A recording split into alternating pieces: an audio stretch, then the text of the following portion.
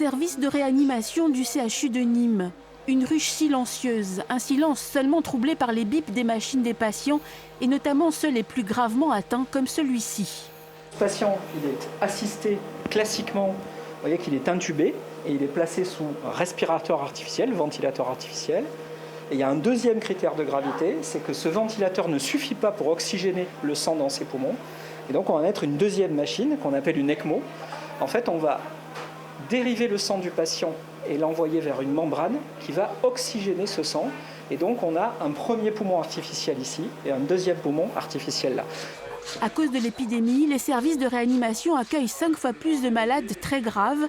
Ici, il ne reste plus que 2 places de libre. Le service est sous tension. Aujourd'hui, c'est la moitié. On a 29 patients sur 56 places, donc ce qui est considérable. Ça veut dire qu'on est encore sur un très haut niveau épidémique et que pour l'instant, tant que la vaccination n'est pas très large, il faut tous qu'on continue à faire très attention. Maintenir la vigilance et les gestes barrières, le message des médecins est le même, d'autant plus que les soignants aussi sont épuisés. Ça fait 1 an que ça dure, donc là maintenant on est dans une course de marathon. Les gens tiennent le coup, on peut leur rendre hommage dans la mesure où l'unité reste garantie, les gens se serrent les coudes, les gens sont plus forts qu'au début, on a appris, je pense qu'on est meilleur qu'avant, donc ça c'est une bonne nouvelle. Mais clairement, on a des signes d'épuisement qui atteignent un peu tous les corps de métier.